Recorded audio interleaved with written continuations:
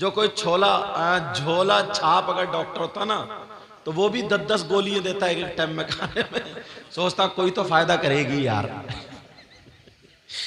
माफ करना भैया कोई अगर ऐसा डॉक्टर हो। मैं यार थोड़ा क्लियर बोल देता हूँ, मेरी आदत है हजरत थोड़ा। और जो MBBS डॉक्टर हो एक ही टैबलेट देगा, पहले नब्ज पे हाथ रखेगा कैसे चाहिए क्या, वो गैस की अलग लगाएगा, फिर एंटीबायोटिक अलग अलग और फिर लाल पीली सफेद काली कई गोलियां मीठी भी देगा, फिर मुंह खराब ना हो जाए, फिर पीने वाली दवा।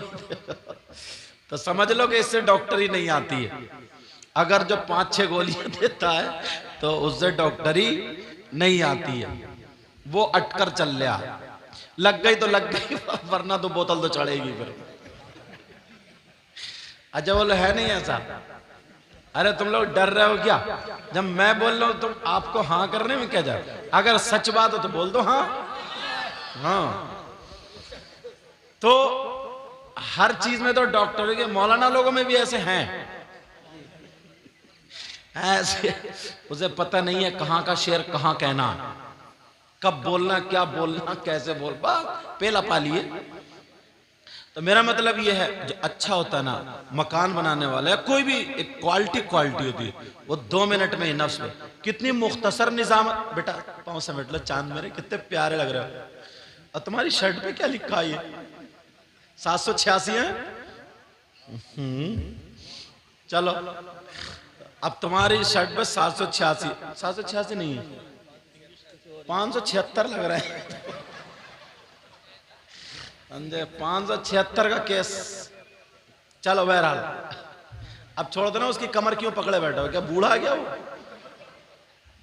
तवज्जो रखो मेरी तरफ।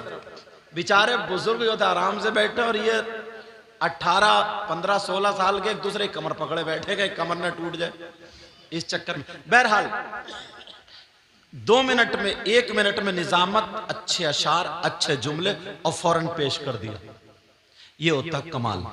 मगर फिर जैसे तेरी दाल भात वैसी मेरी फातिहा। लोग सुनने वाले भी अब वो नहीं रहे, अच्छा सुनने वाले लोग नहीं रहे। अब तो बात चीखो पुकार कहां समझ में आया ना, बोले यार तड़प बहुत रहे थे भाई, तड़प बहुत रहे।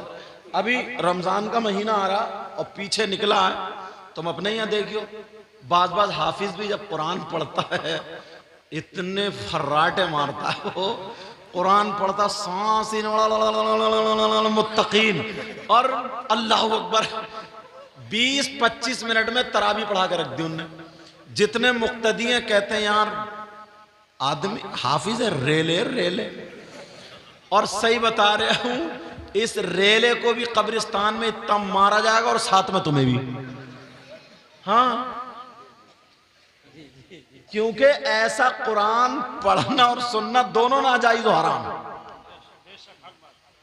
और अगर कोई हदर में पढ़ने वाला आ गया, सही पढ़ने वाला आ गया ना, तो दूसरे ही दिन से नमाजी खत्म, 1-1, 2-2, 3 कहेंगे यार हाफिज साहब क्या थका हुए ही हाथ आ गए आपके, वो तुम्हें थका हुआ लग रहा, जिससे तुम्हारी नमाज। इमाम साहब अगर ना हजरत 2 मिनट कोई मसला, जुमे का टाइम है, 2 मिनट अगर घड़ी आगे निकल गई तो बाज कभी इमाम को घूर के देखेगा तो कभी घड़ी को, कभी इमाम को तो कभी भुला देगा इमाम को भी, क्या बोल लिया तुम। समझ रहे मेरी अब मेरी तरफ तवज्जो है ना? अब तुम लोग सेट हो गए। अब मुझे उम्मीद है तुम भी कमर नहीं पकड़ोगे। हाँ मुझे पूरी उम्मीद है। दुरूद शरीफ पढ़े। अल्लाहुम्मा सल्ली अला सय्यदिना व मौलाना मुहम्मदिन व अला आलि सय्यदिना व मौलाना मुहम्मदिन व बारिक व सल्लिम सलातन व सलामन अलैका या रसूल अल्लाह। हर आदमी चाहता है मेहनत कम हो मगर कमाई ज्यादा हो। चाहते हो नहीं चाहते हो? मेहनत कम और कमाई ज्यादा। ऑफर निकलते हैं ना मोबाइल में, कहाँ अगर इजाजत हो तो मैं आज कुरान और हदीस से कुछ ऑफर तुम्हें पेश करूं। मेहनत कम मगर नेकियां बहुत ज्यादा। मैं ये नहीं बताऊंगा कि पूरी रात कुरान शरीफ मस्जिद में खड़े होकर के पूरी रात एक टांग पे खड़े खड़े पढ़ते रहो, नहीं, बहुत आसान, इतना आसान ये काम मुफ्ती साहब भी कर सकते हैं और ये काम अनपढ़ भी कर सकता है, जिसका अली बेते का कायदा भी याद नहीं है वो भी कर सकता। ये काम पढ़ा लिखा और गैर पढ़ा लिखा सब कर सकते हैं, मगर औरत नहीं कर सकती। अब सोच रहे हो यार ऐसा कौन सा काम होगा, औरतें तो 4 हाथ आगे चल रही हैं आजकल, ये पीछे कैसे रह गई तुम सोच रहे हो।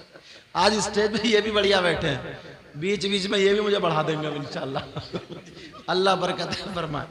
तो मैं ये कह रहा था, तवज्जो है ना, चाह रहे हो, ऐसा काम बहुत आसान काम है, मगर इंशाल्लाह अगर वो काम करोगे ना तो नेकियां ढेर सारी होंगी और जलसे इसीलिए होते हैं। अब सुनो, सैयदुना हजरत अबू बकर सिद्दीक रज़ी अल्लाह ताला जुमे के दिन मस्जिद को झाड़ते हैं, पोंछते हैं, मस्जिद को साफ करते हैं और नमाजियों के लिए सफ़े बिछा करके मस्जिद को तैयार, यानी सफ़े बिछा करके नमाजियों के लिए मस्जिद को तैयार कर देते हैं। एक दिन एक सहाबी ने पूछ लिया, का अबू बकर के जहन में क्या चल रहा है, अबू बकर ऐसा क्यों करते हैं? तो मुजफ्फरपुर टांडा के गयूर मुसलमानों सुनो, ये क़यामत तक के मुसलमानों के लिए अब ये पैगाम जारी हो गया। नबी मिंबर शरीफ पर खड़े होते हैं, जुमे के दिन खड़े होते हैं, आका इरशाद फरमाते हैं, अगर क़यामत तक कोई भी मुसलमान जुमे के दिन मस्जिद में जा कर के अजान से पहले मस्जिद को झाड़े, पोंछे, साफ करे, एक मुट्ठी कूड़ा निकाल करके बाहर डाल दे, तो नबी फरमाते हैं उसको इतना सवाब मिलेगा, इतना सवाब जितना ओहद पहाड़ की बराबर सोना सदका करने का सवाब मिलता है।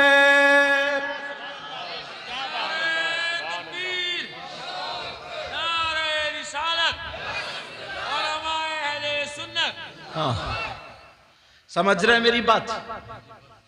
ईमानदारी से बताओ, तुम जुमे को जाते हो मस्जिद साफ? अच्छा वैसे बहुत बड़े मुफ्ती हैं, वैसे चौराहों पे इतने फतवे झाड़ेंगे, इतने फतवे को मत पूछो। बाज तो इतना बड़ा सनीचर है, जुमे के दिन भी मकड़िया हुआ पड़ा रहता, और बीबी कहती अजी अजान हो गई, नहाने क्यों नहीं जाते? फिर भी जुगाड़ में है कि बीबी भूल जाए, मगर बीबी भी कसम खा हुए कैसे भूल जाएगी।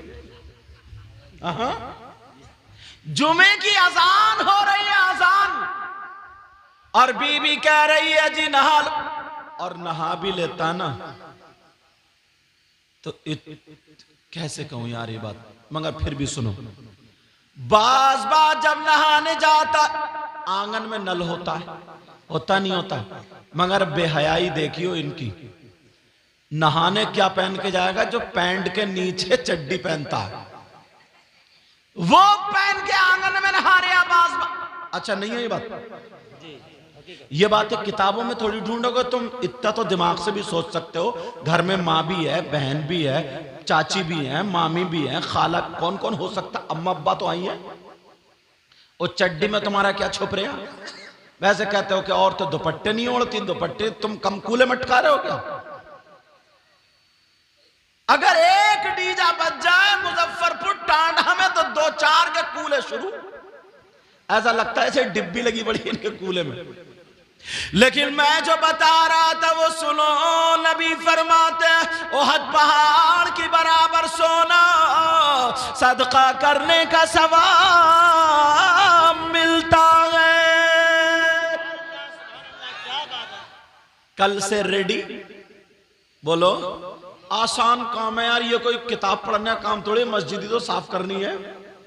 आधा घंटा पहले नहा धो के तैयार होके चले जाओ, कितना सवा ये सामने ओहद पहाड़ हजारों क्विंटल का, इतना सवाब।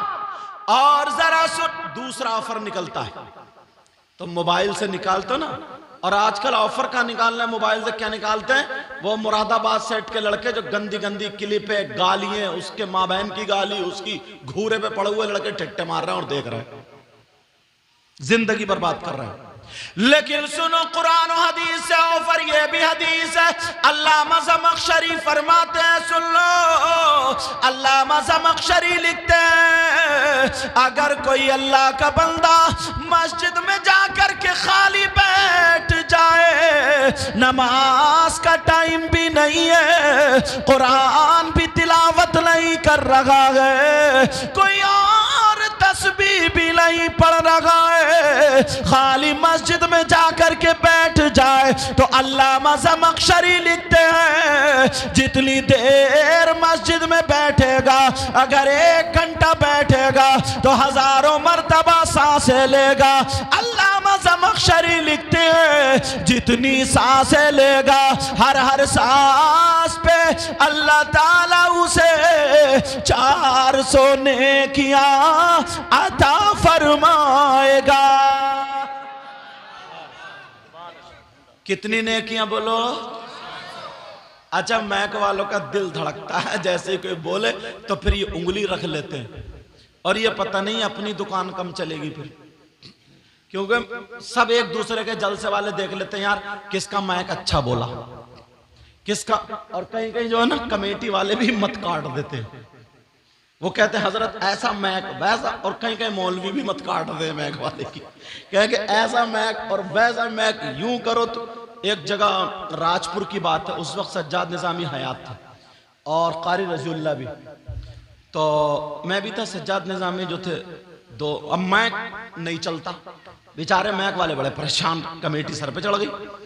तो अब सारे कोई कह रहा है ढेला में फेंक दो, कह रहा आग लगा दो, कोई कुछ कोई कुछ। मैंने कहा नहीं, किसी का दिल नहीं दुखाना चाहिए, बैठो। सब लोग बैठ गए। वो बेचारा सज्जाद निज़ामी 2 नाते पड़ के पसीने पसीने बगैर मैक के वो हट गया। हटने बाद फिर मैं मुश्किल से 10 मिनट बोला हूँगा, वो मैक जोड़ के लेके आ गया। मैंने कहा भाई साहब अब तुम कैसे जोड़ ले? बोले हजरत बता दूं। बोले मैंने कहा बताओ। बोले कमेटी वालों ने दिमाग खराब कर दिया था, मैंने एक जगह तार की जगह रस्सी बांध दी थी। तो तुम्हारी रस्सी बंधी हुई नहीं है, अगर रस्सी होती तो पहले ही गड़बड़ नहीं होती, समझ रहे? इंशाल्लाह तार। और ये बात सच्ची बात ऐसी होती है, लेकिन वो लतीफा बन जाती है। अल्लामा ज़मख़शरी फरमाते मस्जिद में जितनी देर बैठेगा, हर सांस पे अल्लाह ताला उसे 400 नेकियां अता फरमाएगा। कोई काम नहीं करा, खाली सांसें ले रहा, हर सांस पे 400 नेकियां। इतना तो कर ही सकते हो। इससे भी अगर गए गुजरे हो तो बिल्कुल कुबड्डे हो, बिल्कुल पट्ट हो, उससे भी ज्यादा निपट हो। अगर इससे भी ज्यादा, इससे आसान ऑफर निकाले क्या बताऊं। यहां से लेकर के यहां तक मुझे नाम याद नहीं है, मैंने कहा तो, मगर नबी का फरमान याद है। एक बात बताओ, अगर मैं किसी की तारीफ करूं तो मेरी बात भी गलत हो सकती है, हजरत किसी की तारीफ करें, इनकी बात भी गलत हो सकती है, आप किसी की तारीफ करें, आपकी बात भी गलत हो सकती है, और अगर नबी किसी की तारीफ करें तो क्या नबी की बात भी गलत हो सकती है? अरे बोलो ना पीछे, नबी की बात गलत हो सकती है?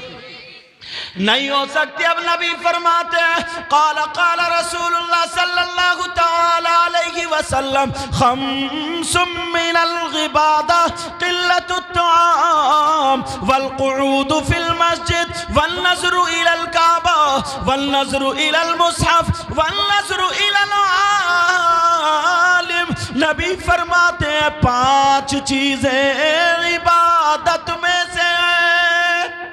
कितनी बोलो? 5 चीजें इबादत में से। नंबर 1 क़िल्लतुत तआम, कम खाना इबादत। क्या करना बोलो? और अपना क्या हाल है? किसी के वलीमे में या अकीके में या दावत में जाते हो, डोंगे का पीछा छोड़ते हो क्या? बाज बाज तो इतना बड़ा गहरा गड्ढा है, सही बता रहा हूं मैं। हाँ, कई कई महफिल उठ कोने पे बैठता सड़ा सड़ जो भी डोंगा ला सड़ा सड़, और नबी फरमाते 2 लुक़मे कम खाओ ताकि नमाज पढ़ने में काहिल ही नहीं हो। पैंट ढीली कर रहे अंदर ही अंदर से, पैंट ढीली बाज बाज हुक ढीले कर लेता। अब पकड़ो कमर तुम।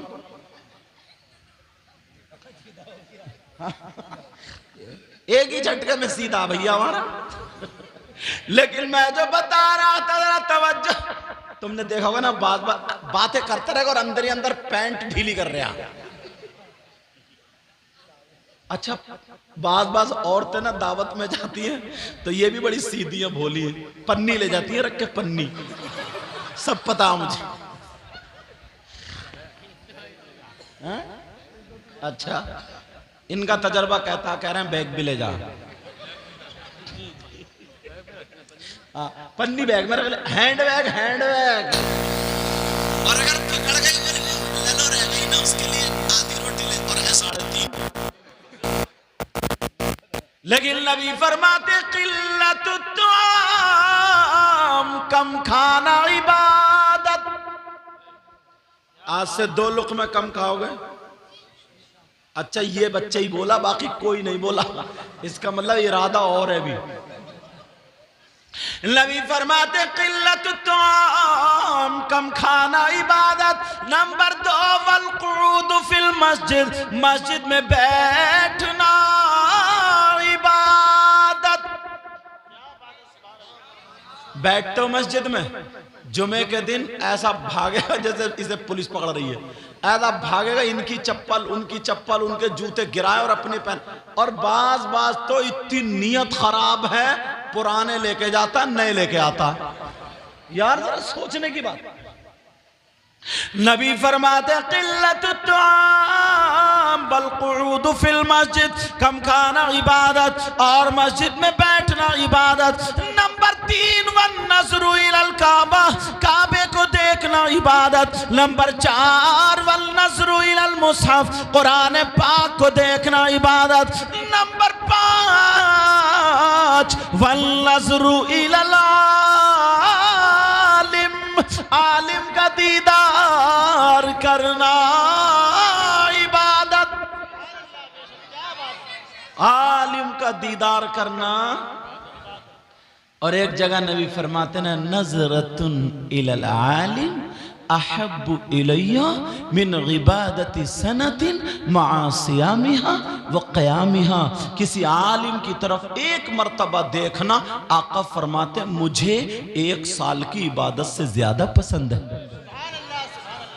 और नबी फरमाते अला अदुल्लुकुम अला अशरफी आलिल जन्नह, क़ालू या रसूल अल्लाह सल्लल्लाहु तआला अलैहि वसल्लम बला, क़ाल रसूलुल्लाह हुम उलमाउ उम्मती।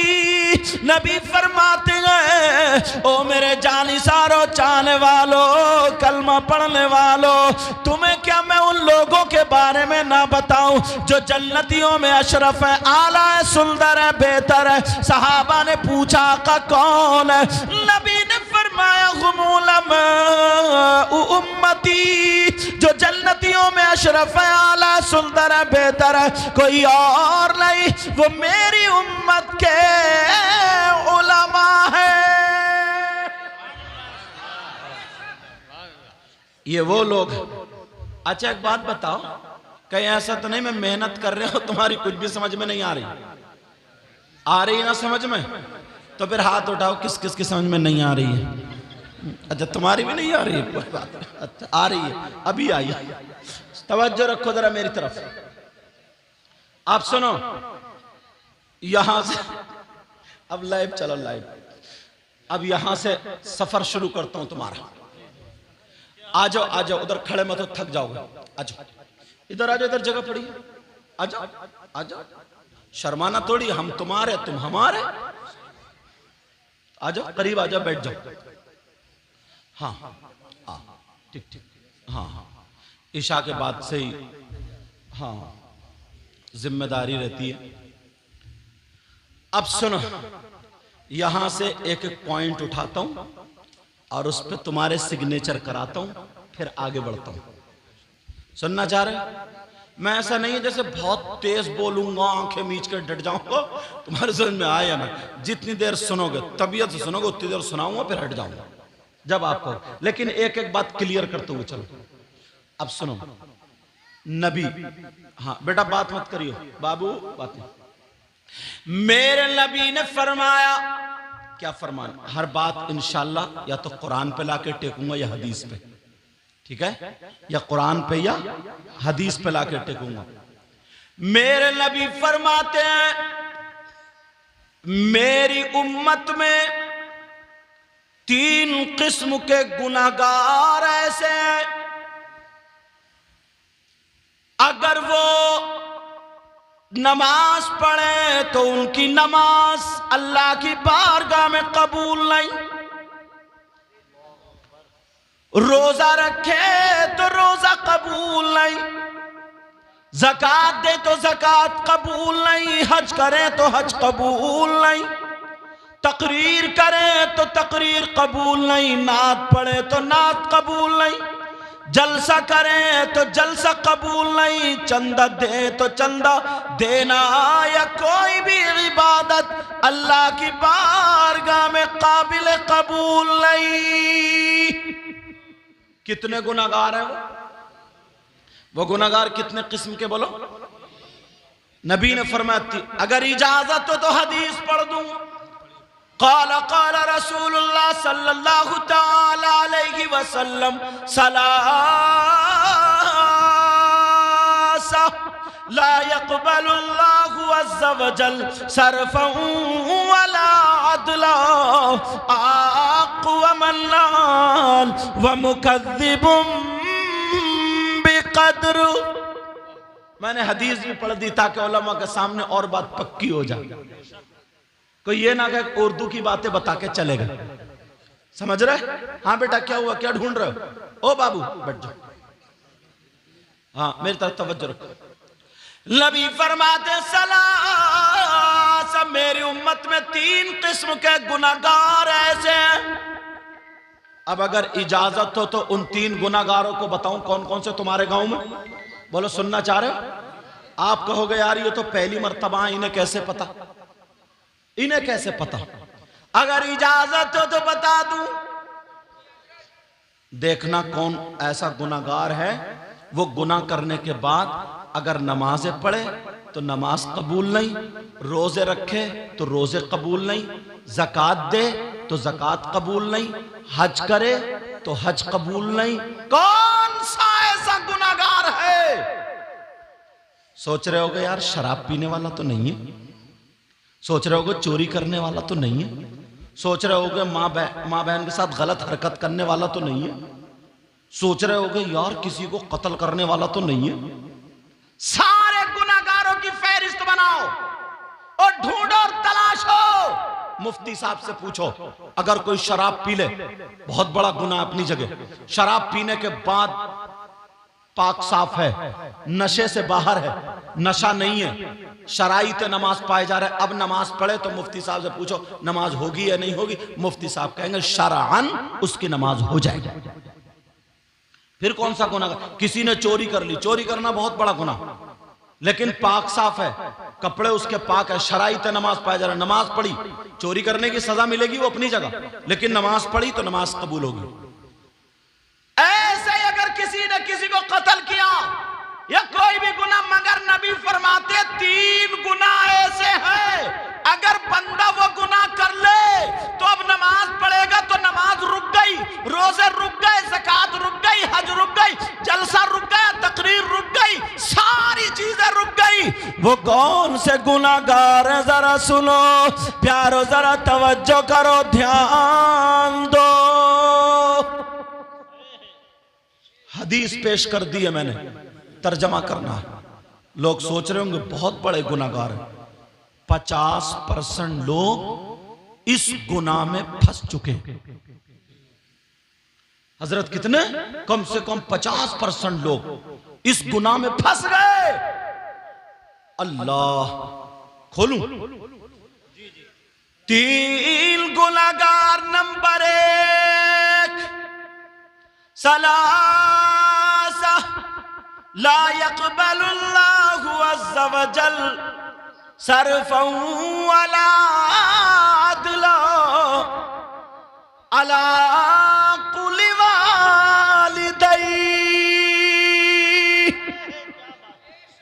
वो है जिसकी नमाजें नहीं होती, रोजे नहीं होते, ज़कात नहीं होती, हज नहीं होता, उसका जलसा नहीं होती, तकरीर नहीं होती। वो गुनाहगार कोई और नहीं, वो है जो अपनी माँ और बाप का कहना नहीं मानता, जो अपने माँ बाप को सताता है, जो अपने माँ बाप को तकलीफ देता है। कोई मौलाना कहे, कोई मुफ्ती साहब कहे, उनकी बात तो गलत हो सकती है, और अगर नबी कहे तो मानना ही पड़ेगा हमें। नबी की बात गलत नहीं।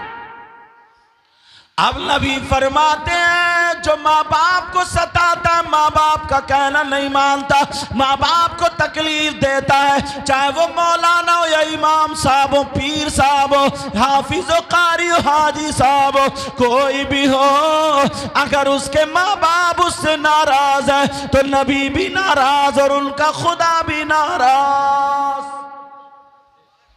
उसकी कोई इबादत अल्लाह की बारगाह में काबिल कबूल नहीं। बड़ी बात है ये, मगर लोग इस चीज को नहीं देखते। बेटा बात मत करियो बाबू। नबी फरमाते 3 लोग ऐसे हैं, उनमें से एक मां बाप का नाफरमान। अच्छा यहीं से एक बात और बताओ, तुम हो, तुम्हारे रिलेशंस, तुम्हारा बेटा भी है, बेटी भी है, बीबी भी है, दामाद भी है जिनकी शादी हो गई है, भाई भी है, बहन भी है, माँ भी है, बाप भी, चचा, ताऊ, खालू, मामू, फूफा, फूफी, ये सारे के सारे लोग होते नहीं होते। अब इन सारी रिश्तेदारियों में, चाहे बेटा हो, बेटी हो, बीबी हो, कोई भी हो, इन तमाम रिश्तेदारियों में ये देखो तुम पर सबसे ज्यादा हक किसका है? तुम्हारी बेटी भी है। अब पूछो बेटी का ज्यादा हक है, बेटे का ज्यादा हक है, बीबी का ज्यादा हक है, किसका ज्यादा हक है पूछो? मगर पूछोगे किससे? अगर किसी मौलाना से पूछूं तो कोई ये कह दे मैं इनकी नहीं मानता। किसी पीर साहब की पूछूं तो पीरों में तो वैसे ही झगड़े फैले पड़े, दुकानें बांट ली अपनी अपनी, इधर के मेरे, इधर के तेरे, तू मेरा नहीं मैं तेरा नहीं, समझे? बात बात पीर तो फिर छोटी सी प्रिया ना, प्रिया वो भी 2-3 खादिम लिए घूम रहा। लेकिन सुनो, किससे पूछोगे? फिर नबी की तरफ चलना पड़ेगा। किसकी तरफ चलना पड़ेगा? इस्लाम से पूछो। इस्लाम तू बता, मर्दों पर सबसे ज्यादा किसका है? बेटे का या बेटी का, चचा का या ताऊ का, साले का या साली का, बीबी का या बहन का है? तो इस्लाम ये कहता है मर्दों पर सबसे ज्यादा हक उसकी माँ और बाप का है। बेटा माइक दबना नहीं चाहिए बाबू, ठीक है? आवाज को दबा रहा जब ज्यादा उठा रहा हूं तुम समझ रहे मेरी बात? सबसे ज्यादा हक किसका बोलो? अब ईमानदारी से बताइए, जितने कपड़े बीबी के बन रहे हैं उतने अम्मा के बन रहे हैं? बोलो। जितना खर्चा बेटों पे और बेटियों पे हो रहा उतना खर्चा अम्मा पे हो रहा। एक बेहुदा था, बेहुदा गांव का रहने वाला, उल्टा, बात उल्टा ही है, हटौवी रहती है उसकी, हटौवी, पता नहीं बोलेगा तो कैसे बोलेगा। उसकी बीबी में और उसकी माँ में थोड़ी सी अनबन हो गई।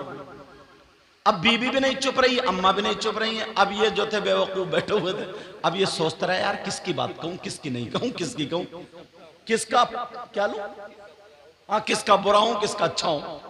अब ये इस चक्कर में, अब जब काफी देर हो गई तो बीबी की तरफ को हाथ जोड़ के बोला, ओ मेरी माँ चुप जा। आहिस्ता हंसो, तुम तो इतनी जोर से हंस रहोगे साहब। बीवी से बोला, ओ मेरी माँ चुप जा। बीबी हो गई अम्मा। और अगला जुमला सुनो क्या बोला, अगला भी तो सुनो। बीबी से बोला, ओ मेरी माँ चुप जा, और अम्मा की तरफ को हाथ करके बोला, ये तो कुतिया है, भौंक रही है, भौंकने दे। अल्लाह मेरी तो अम्मा हो गई कुतिया। अब इस बेवकूफ से ये पूछो, तू अपने आप को गाली दे रहा है नहीं? कुतिया का बच्चा भी तो पिल्ला होता है। अब तू कौन हुआ? पिल्ला ही तो हुआ। कुतिया का बच्चा कभी इंसान होता है क्या? तो तूने तो अपनी मां को कुतिया बना दिया, अब मैंने पिल्ला बना दिया। लेकिन जरा सोचो, जरा तवज्जो करो, जरा गौर करो, मैं जिम्मेदारी से बोल के जा रहा हूं। नबी फरमाते हैं, अगर जिसके माँ बाप नाराज हैं, उसकी दुनिया भी बेकार, उसकी आखिरत भी बेकार। हजरत बायजीद बुस्तामी 12 साल जंगल में रहे, और एक रिवायत में 20 साल। कहां रहे बोलो? जंगल में। अल्लाह अल्लाह अल्लाह। जंगल में रहने वाला ना मूछे कटवाई, ना दाढ़ी, ना बाल, तो कैसा हो गया होगा? 12 साल के बाद जब मां के पास आए, इबादत ही करते रहे। 12 साल या 20 साल में तो विलायत मिल जाना चाहिए, वली हो जाना चाहिए, मगर नहीं। जब आए मां के पास, मां ने देखा, सीने से लगा लिया। कहा, मेरे लाल तू कैसा हो गया, बाल तो कटा लेता। कहा, मां मैं तो अल्लाह ही अल्लाह, अल्लाह को राजी कर रहा था। कहा, बेटा ये बता, तुझे विलायत मिल गई, अल्लाह राजी हो गया? कहा, मां पता नहीं, मां मुझे अभी विलायत नहीं मिली है। इसी मां ने सीने से लगाया, आंखों में आंसू आ गए, और रो करके बगल में से बेटे की हाथ निकाल के दुआ कर दी, ऐ अल्लाह मेरा बेटा अपनी मां से 12 साल जुदा रहा, ऐ अल्लाह मेरे बेटे को विलायत अता कर दे। हजरत बायजीद बुस्तामी फरमाते हैं, मैं 12 साल जंगल में अल्लाह की इबादत करता रहा तो मुझे नहीं मिला।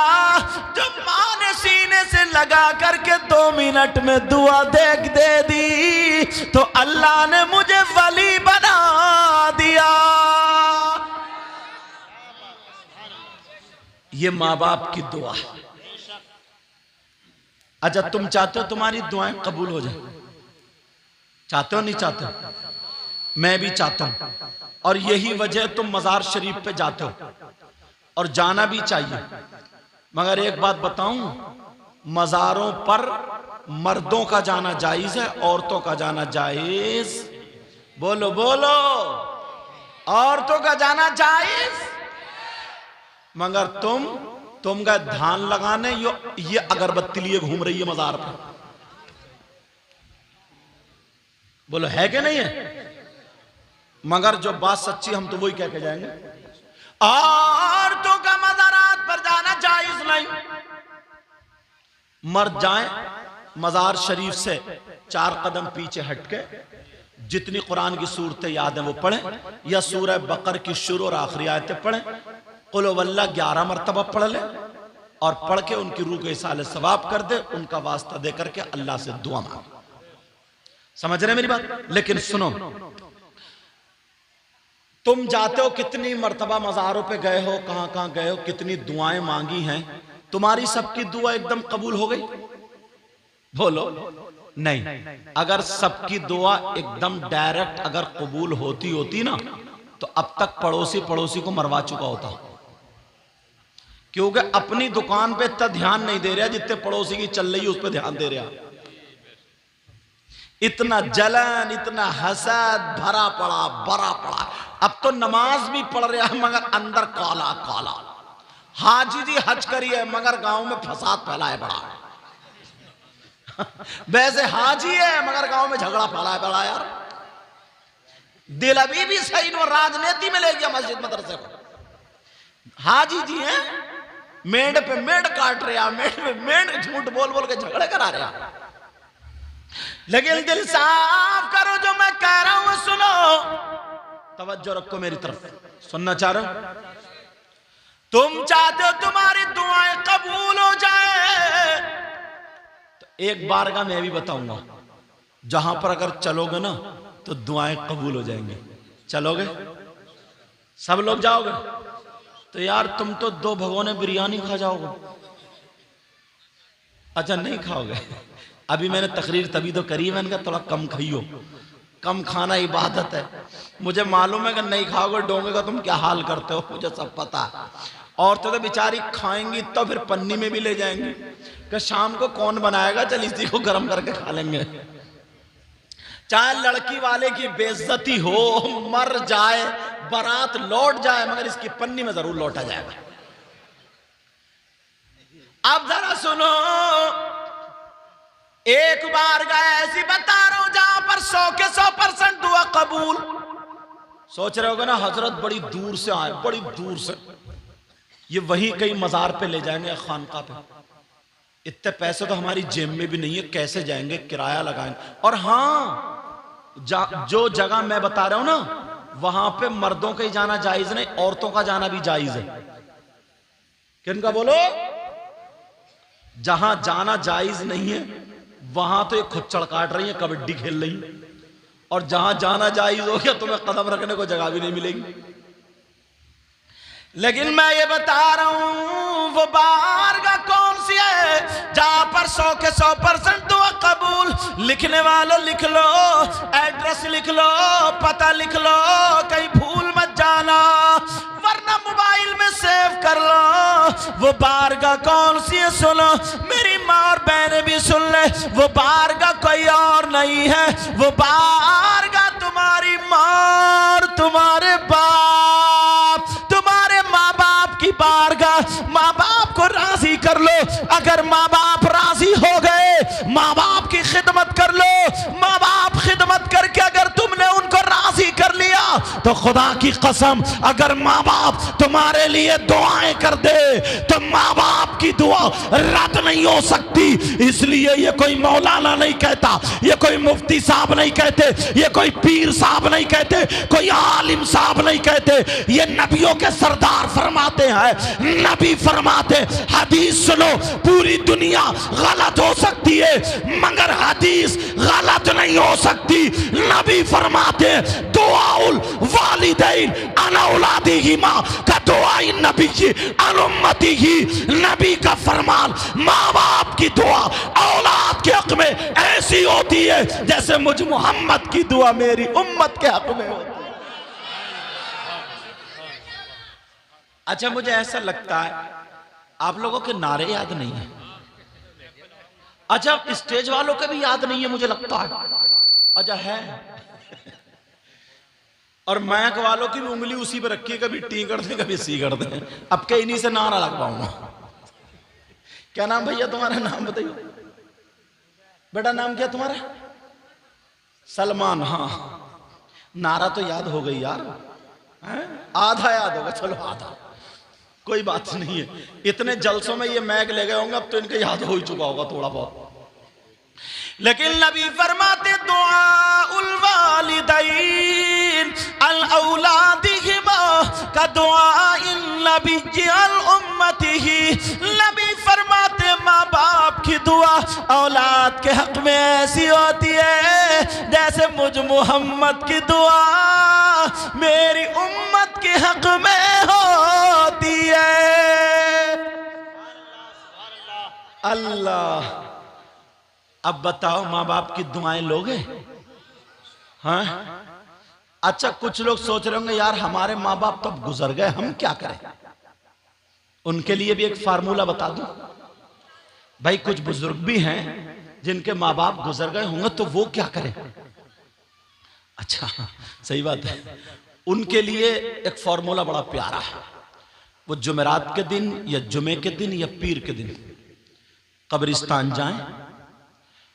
अगर उनके माँ की कब्र या बाप की कब्र वहां तक जाया जा सकता है किसी की कब्र पे पाँव ना रखे, किसी की कब्र को कूदे ना, किसी को तकलीफ ना हो। अगर वहां तक रास्ता है जाने का, अगर वहां तक जाया जा सकता तो चला जाए।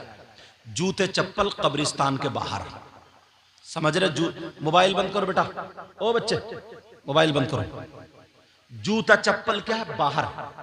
और अगर जाने की जगह नहीं है ना, तो किसी दूसरे भाई की कब्र पे कूद के जाना, पांव रख के जाना, ये जायज नहीं है।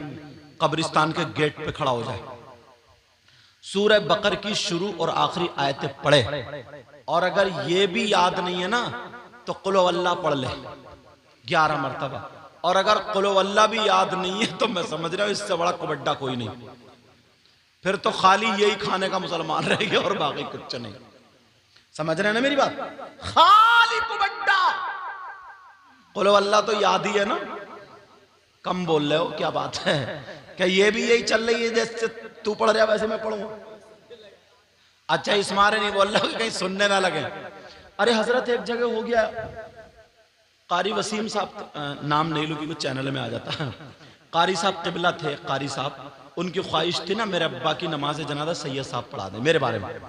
तो उन्होंने फ़ोन किया, बोले हज़रत जोहर की नमाज के बाद मेरे वालिद साहब की नमाज जनाजा मेरी ख्वाहिश है आप पढ़ा दें हज़रत। मैं भी इलाके में ही था, मैंने कहा चलो शाम को वहीं पास में रहना। तो मैं भी अपने कुर्ता पैजामा पहने टोपी ओढ़ के चला गया, रुमाल लेके। तो बहुत सारे लोग थे नमाज जनाजा में, बहुत सारे लोग। गर्मी के दिन थे हज़रत, खेत में हुई नमाज जनाजा, मैंने पढ़ा दी। तो बहुत लोग मिट्टी दे रहे थे, तो मैंने सोचा आम के पेड़ खड़े थे उस खेत में, तो मैं आम के पेड़ के नीचे खड़ा हो गया थोड़ी देर। मैंने कहा छाई ले लूं और यहां से रश कम हो जाएगा ना तभी मिट्टी दूंगा। अब लोग जब कम हुए, 10-12 लोग मेरे साथ में खड़े हो गए, मिलने जुलने वाले रहते ही।